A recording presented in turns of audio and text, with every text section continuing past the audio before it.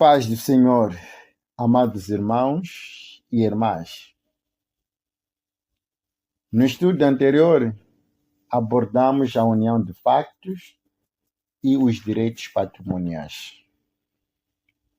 Hoje, iremos responder a uma pergunta que muitos têm feito em relação aos 3 tipos de casamento.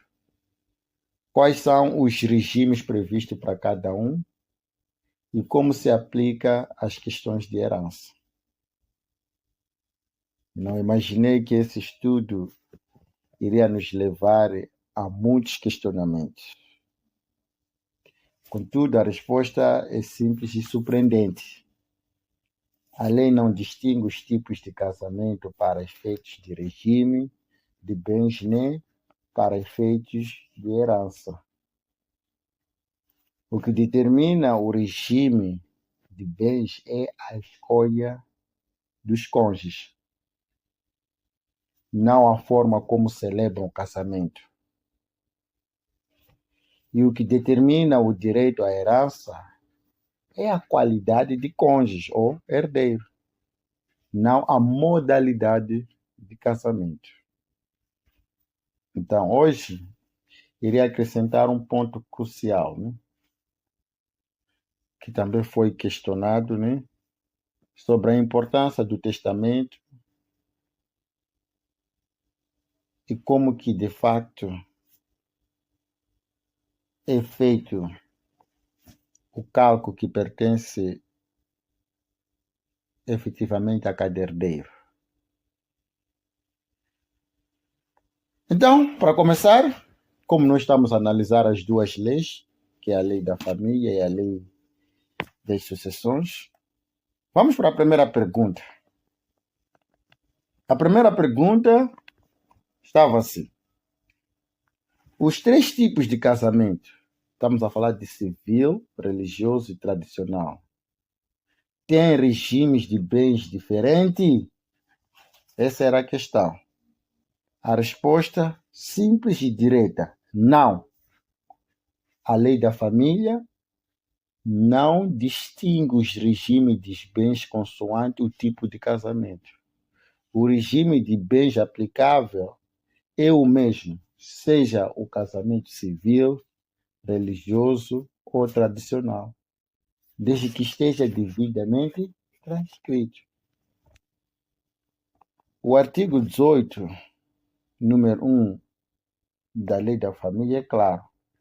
O casamento religioso e o tradicional rege-se, quanto aos efeitos civis, pelas normas comuns da presente lei.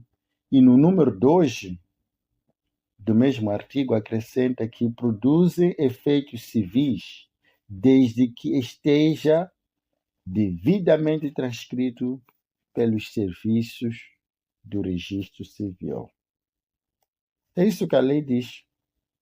Portanto, uma vez transcrito, o casamento religioso ou tradicional fica sujeito exatamente às mesmas regras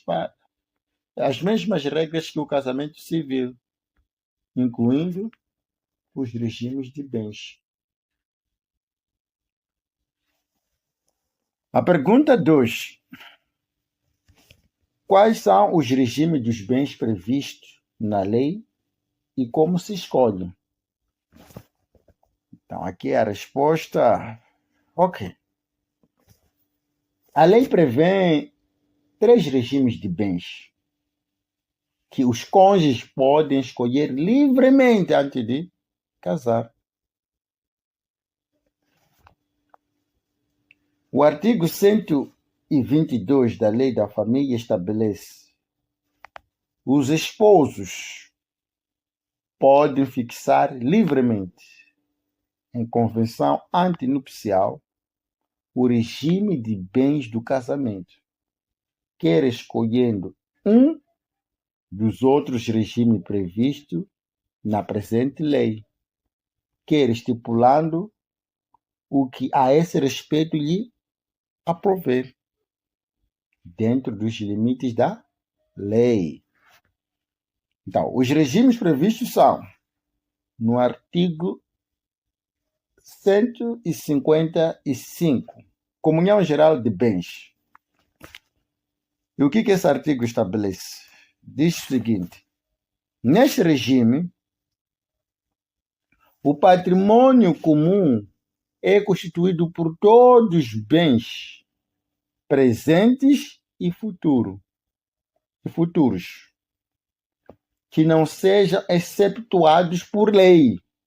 Ou seja, temos que entender bem aqui, tudo que cada um tem e vier a ter torna-se comum, com exceção dos bens incomunicáveis,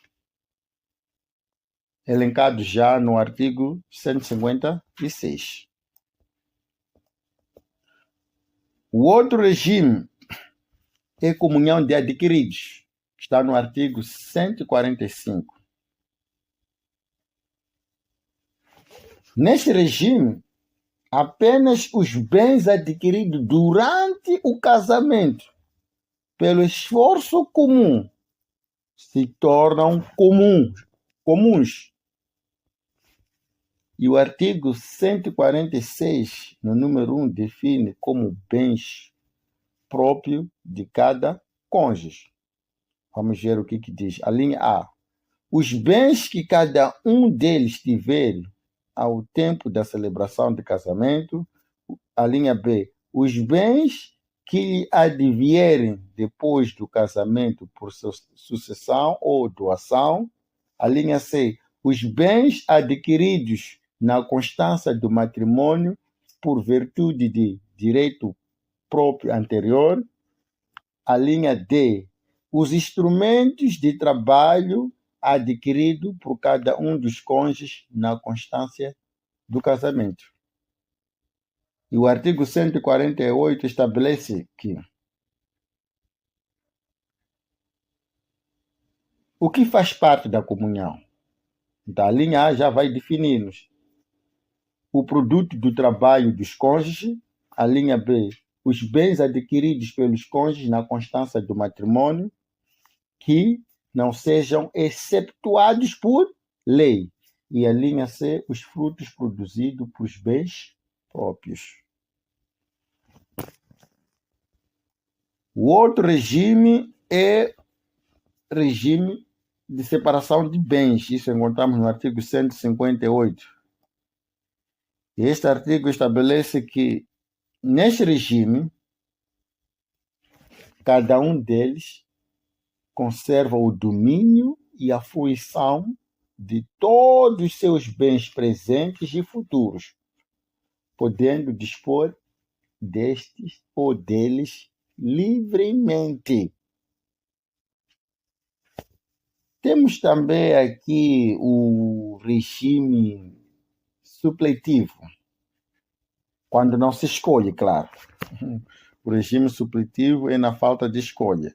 Isso encontramos no artigo 141, que estabelece o seguinte: na falta de convenção antinupcial, ou no caso de caducidade, invalidade ou ineficácia da convenção, o casamento considera-se celebrado sob o regime de comunhão de adquiridos. Esse é o regime supletivo, na falta de escolha. Então, logo, se não há alguma coisa antes, então a lei estabelece que o casamento foi celebrado sob o regime de comunhão de adquiridos. Vamos para a pergunta número 3. O tipo de casamento influencia o direito à herança? A esta pergunta, resposta direta: não. A lei das sucessões não distingue entre os tipos de casamento para efeito de herança. O que determina o direito à herança é a qualidade de cônjuge ou de herdeiro, e não a forma como o casamento foi celebrado. O artigo 118 da Lei das Sucessões estabelece a ordem de chamamento dos herdeiros. Vamos ler um pouco aqui. A ordem por que são chamados herdeiros é a seguinte. A linha A. Descendentes e o cônjuge ou companheiro da união de facto. A linha B. Ascendentes e o cônjuge ou o companheiro da união de facto. E a linha C, o cônjuge ou o companheiro da união de facto. O artigo 124, número 1, especifica a partilha entre filhos e o cônjuge ou o companheiro da união de facto faz-se por cabeça e em partes iguais, dividindo-se a herança em tantas partes quanto forem os herdeiros. O artigo 136 define os herdeiros legitimários. E aqui diz que os herdeiros legitimários, estamos a falar de quem? Descendentes, ascendentes, o cônjuge e o companheiro da união de facto. Esses são herdeiros legitimários.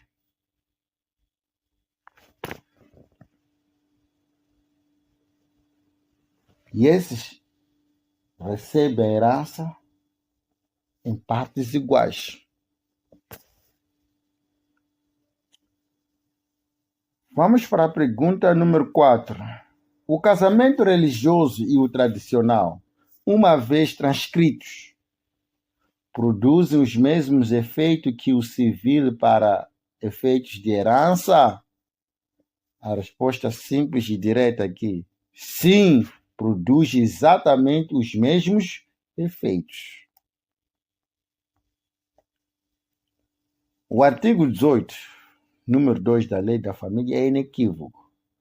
O casamento religioso e o tradicional produz efeitos previstos na presente lei ou em legislação especial, desde que esteja devidamente transcrito pelos serviços do Registro Civil. O artigo 83 determina que o dignatário religioso ou a autoridade comunitária é obrigado a enviar o duplicado do assento para transcrição. E ainda o artigo 96 estabelece que, efetuado o registro por transcrição,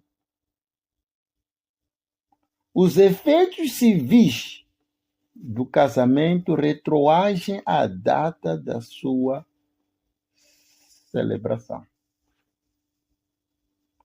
Portanto, um casamento religioso ou tradicional, devidamente transcrito, coloca o cônjuge sobrevivo exatamente na mesma posição sucessória que o cônjuge de um casamento civil.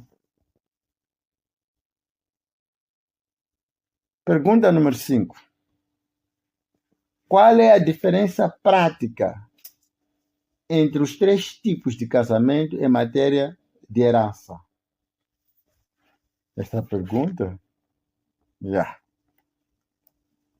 A diferença não está na herança em si, mas na prova do vínculo conjugal. No casamento civil, a certidão de casamento é a prova plena do vínculo. O cônjuge sobrevivo não precisa de provar mais nada para herdar. No casamento religioso e no casamento tradicional, o vínculo só produz efeitos civis se estiver transcrito. Se não houver transcrição, o casamento não existe perante o Estado para efeitos de herança. O companheiro fica na situação de união de fato, sujeito à prova da união nos termos do artigo 209 da Lei da Família.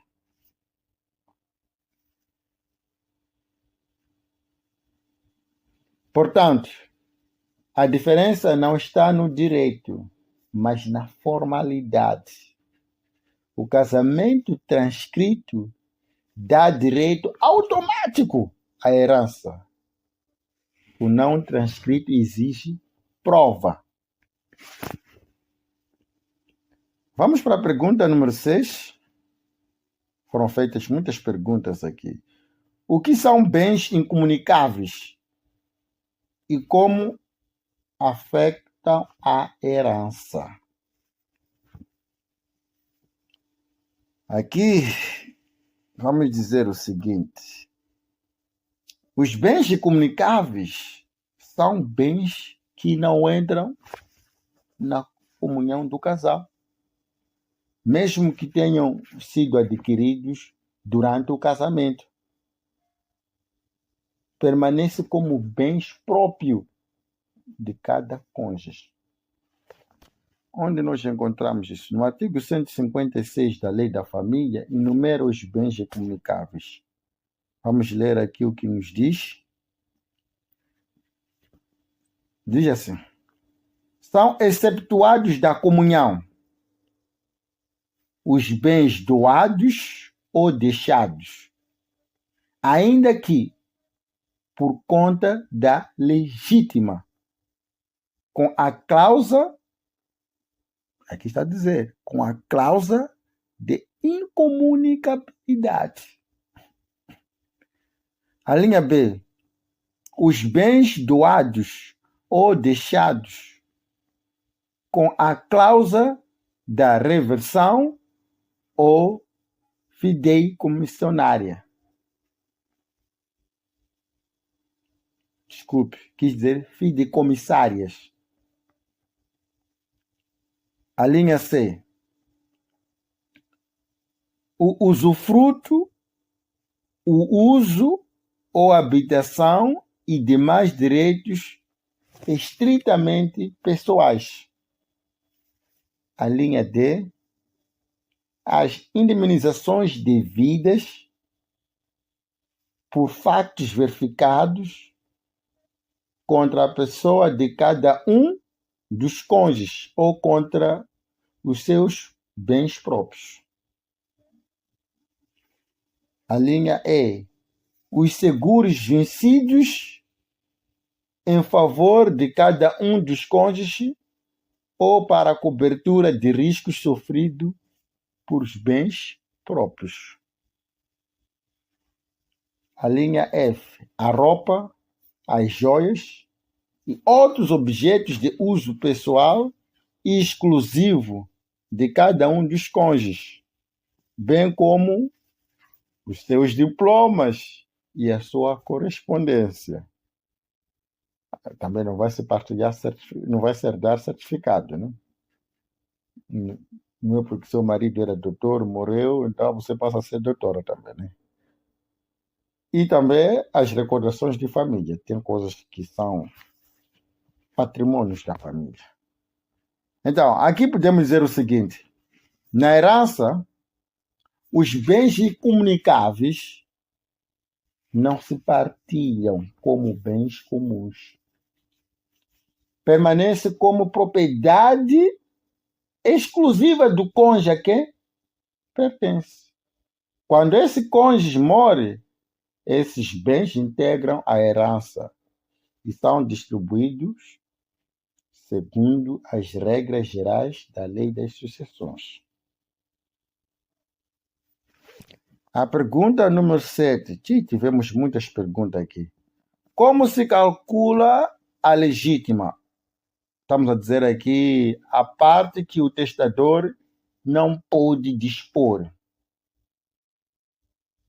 E como se separa a menção da herança. Precisamos de entender essa parte aqui, porque foi feita essa pergunta aqui. Então, é assim, queridos irmãos. A legítima é a porção da herança que a lei reserva aos herdeiros legitimários e que o testador não pode dispor livremente. Não tem direito aí para fazer o que bem entender. Aqui no artigo 136, define assim: entende-se por legítima a porção de bens de que o testador não pode dispor.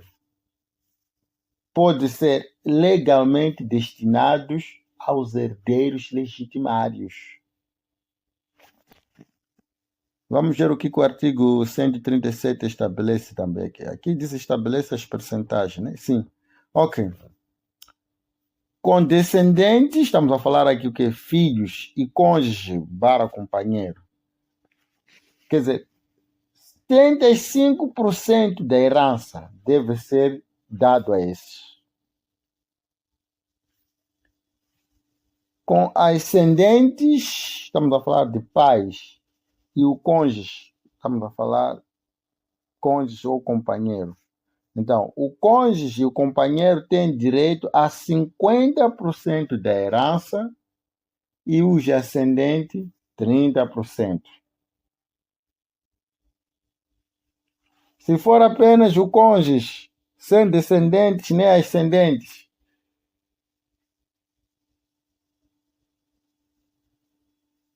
o cônjuge ou companheiro tem direito a 50% da herança. Então, isso está no artigo 139 e 140, as duas coisas que eu acabei de ler. Então, aqui precisamos de esclarecer uma coisa aqui, para não criar tumulto. Essas percentagens incidem sobre a herança, a parte do falecido, não sobre a totalidade do patrimônio do casal. Acho melhor darmos um exemplo prático para podermos entender bem aqui o que estamos a tentar dizer. Vamos supor que um casal casado em comunhão de adquiridos possui um patrimônio comum de 1 milhão. E o marido falece, deixando a esposa e, por exemplo, 2 filhos. O primeiro passo a ser feito aqui é separar a menção da esposa. Quer dizer, a esposa tem direito à sua menção. Estamos a falar metade dos bens comuns. 50% de tudo, todo o patrimônio, daquilo que eles adquiriram quando estavam juntos, metade vai logo para a esposa. No artigo 63, número 1, a linha A, a lei das sucessões reconhece esse direito. Então, se o patrimônio comum era de 1 milhão, metade é quanto? São 500 mil. Então, esses 500 mil pertence à esposa. É dela. É direito dela. Não faz parte da herança esse dinheiro. O segundo passo é calcular a herança do falecido. A parte do marido nos bens comuns é a outra metade, os outros 500 mil. Então, como é que se aplica aqui a legítima? O casal tem filhos. Portanto, a legítima, a cota aqui, corresponde a 75% da herança. Quer dizer, 75% dessa herança está reservada para os herdeiros legitimários. Estamos a falar o quê? A própria esposa e os filhos herdam esses 75%. Então, o testador não pode tocar esses 75%. Ele não tem direito, já pertence a essas pessoas. E o que faz, então? Calcular a cota disponível. O que fica aí? O remanescente são os 25%. Então, os 25% de 500 mil é 125. Esta é a única parte sobre a qual o testador pode dispor livremente em um testamento. Ele já pode fazer o que bem entender. Então, resumindo aqui o que nós estamos a falar, é de que o patrimônio do casal, 1 milhão, menção da esposa, aquilo que pertence à esposa, por direito próprio, é 500 mil e a herança do marido também é 500 mil. A parte que pertence ao herdeiro legitimário, 75%, é 375 mil e a cota disponível, 25% da herança, é 125 mil, onde o testador pode alocar isso ou dar a quem ele quiser. Então, a esposa fica com o quê? Com a sua menção, que é os 500 mil. Além disso, como herdeira, terá direito a uma parte da legítima a ser dividido com os filhos. E se o marido tiver feito um testamento, poderá também receber algo da cota disponível. Mas aquela legítima, aqueles 375, está protegida pela lei e não pode ser retirada dos herdeiros legitimários. Espero ter esclarecido. Então vamos para a pergunta número 8. O testador pode dispor de toda a herança como entender? A resposta é não. O testador não pode dispor da legítima. Apenas pode dispor livremente da cota disponível, que pode ser 25% ou 50%, dependendo do caso, né? O artigo 142 proíbe o testador de estabelecer encargos sobre a legítima dos herdeiros legitimários, nem designar os bens que deve preencher contra a vontade daqueles herdeiros. Vamos para a pergunta número 9. Qual é a importância do testamento e quando deve ser feito? Aqui é assim. O testamento é um instrumento jurídico de grande importância, pois permite ao testador dispor de seus bens para depois da morte de acordo com a sua vontade, dentro dos limites da lei, claro. O artigo 160, número 1 da Lei das Sucessões, define o testamento como o ato unilateral, irrevogável, pelo qual uma pessoa dispõe, para depois da morte, de todos os seus bens ou de partes deles. E o artigo 3 estabelece assim: a sucessão é definida por lei ou por ato de vontade praticado pelo seu autor. Ou seja, há duas formas de suceder aqui. Pela lei, que é sucessão legítima, ou pela vontade do falecido, que é o testamento. Só que aqui precisamos de esclarecer alguma coisa. Quando é útil fazer o testamento? Essa é uma questão muito importante. Aqui é útil para beneficiar alguém que a lei não protege. Por exemplo, um amigo, uma instituição de caridade, um afiliado ou um parente que não é herdeiro legítimo. A lei só chama a herança os herdeiros legítimos. Estamos a falar de quê aqui? Descendentes, ascendentes, cônjuges, companheiro, irmãos, colaterais até ao 8º grau, né? E o Estado, claro. O Estado também entra, né? Se o testador quiser beneficiar alguém fora desta lista, só o pode fazer por testamento, dentro da cota disponível, que é 25% ou 50%, dependendo de cada caso, né? Também o testamento é útil para deserdar um herdeiro, claro. O artigo 145 permite deserdar um herdeiro legitimário, em casos específicos, como crime doloso contra o autor da sucessão, recusa de alimento ou denúncia caluniosa.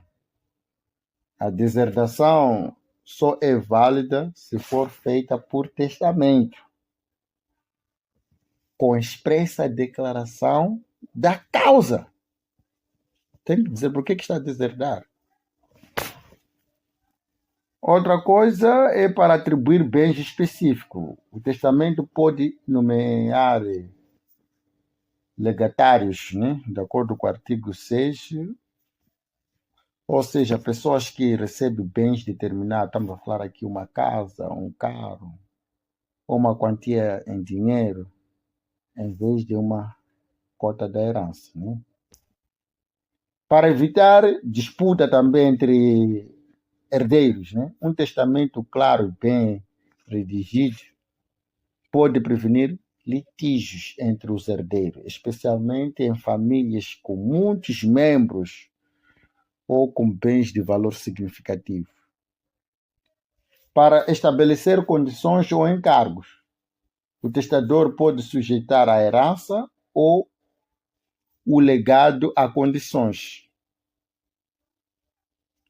termos ou encargos, de acordo com o artigo 212 em diante, desde que não recaia sobre a legítima. Para nomear um testamenteiro, o testador pode nomear uma pessoa encarregue de vigiar o cumprimento do testamento, conforme o artigo 296 em diante.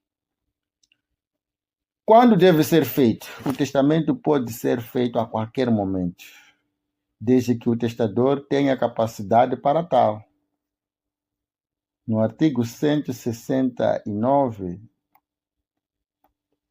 diz assim, maior de 18 anos e não interditos.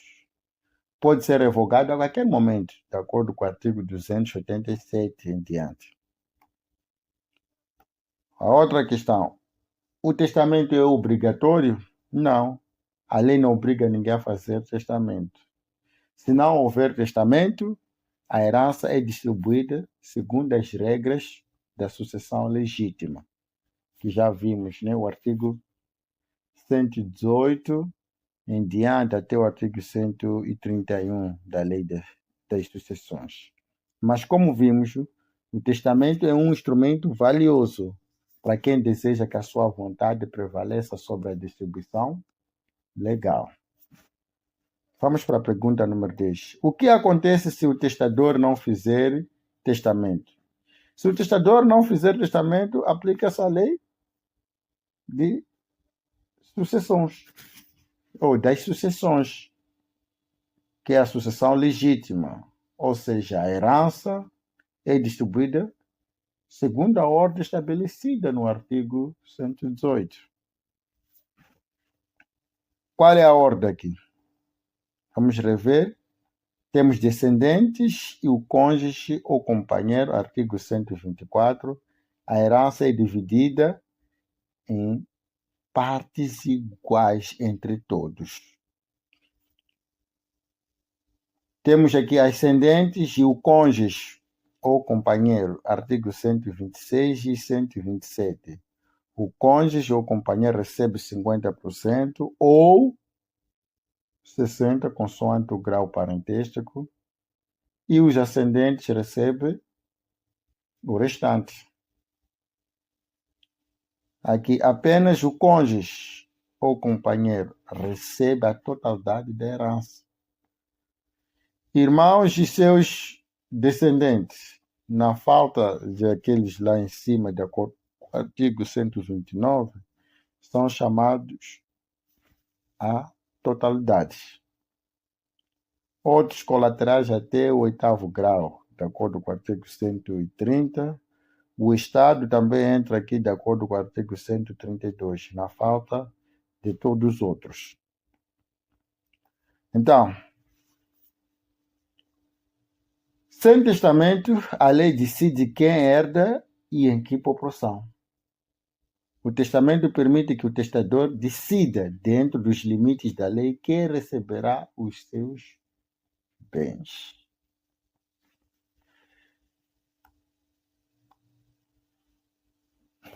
Conclusão de tudo que nós já vimos.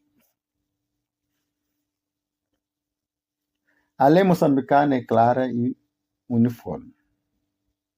O regime de bens e o direito à herança não depende do tipo de casamento, se civil, religioso ou tradicional.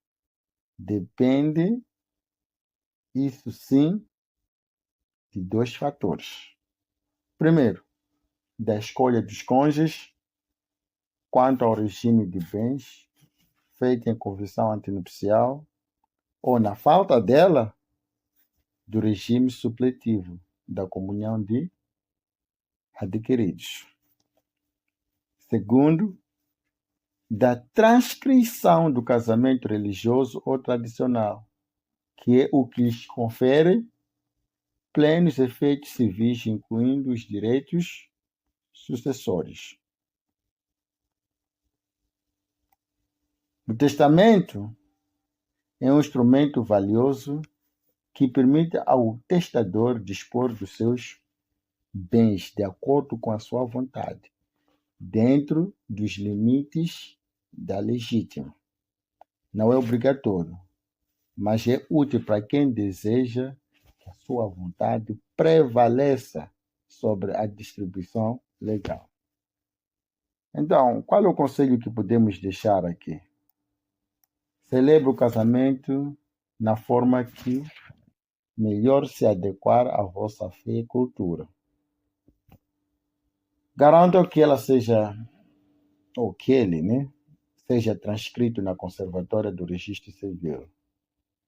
Considerem fazer testamento para que a vossa vontade seja respeitada depois da vossa morte. Aqui é importante lembrar: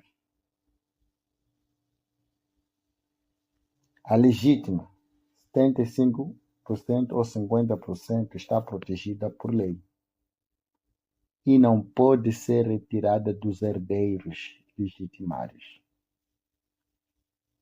Que Deus abençoe as vossas famílias e vos dê sabedoria para viverdes em paz, em justiça e em conformidade com a sua vontade e com as justas leis do nosso país.